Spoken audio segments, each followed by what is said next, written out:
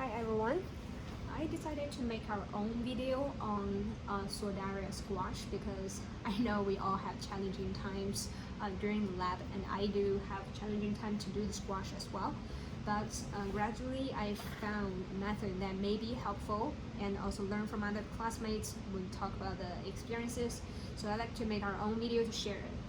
So start with, we'll add sufficient amount of water, not too much, but give us enough to make the fruiting body float. Okay, and then we disinfect the loop, inoculating loop, and we may want to dry it a little bit before moving on to the plate. So I'll use this plate instead. Quickly open it and finding the zone that they may meet each other and mate, and gently just scratch the surface. Okay, don't want to go too deep, and then dip it in the water, distribute it a little bit, and wiping the loop, put it aside. If you think there may be too much water, you can carefully soak a little bit out, but just keep this fruiting body on there. And then we add the cover slip. Alright, so here's what we do differently. We don't squash it directly at this time, okay?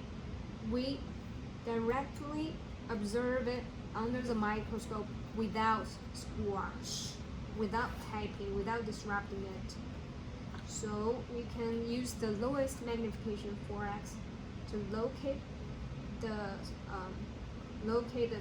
fruiting body first. You may find some already burst out. So at this stage, I haven't applied force to squash it yet. And then once I found them, I lower the stage to the lowest point. I may suck out a little bit water because I don't want to move it around that much. And then I directly type without taking out the slides.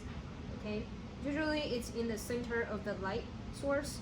So you just use the rubber tip to gently tap it a few times and raise up the stage to check the results. Based on what I see here, they are still intact, so I may lower it again, tap a few more times.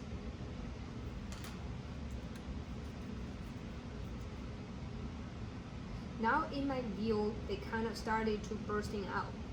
That's a good sign. So this stage, I'll lower the stage again to the bottom and apply a few more taps. And then rise up again to check. Just repeat that process until you get a good result.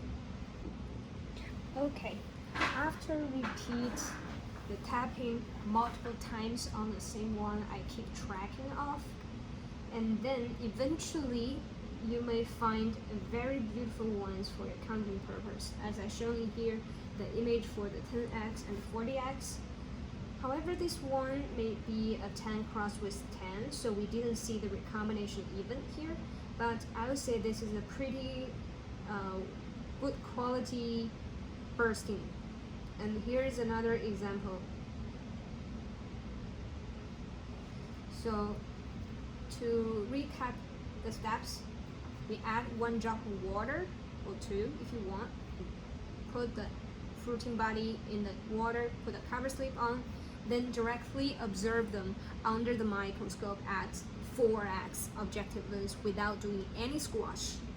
Just to find them, locate them, and once we find them, we lower the stage again to the bottom so we have enough space to work over here.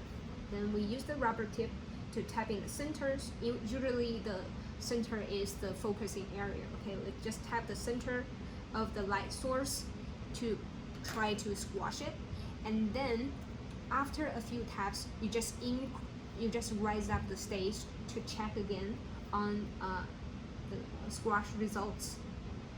Repeat that process until you get a good looking cluster of ASCII for your quantification. Okay, hopefully this helps.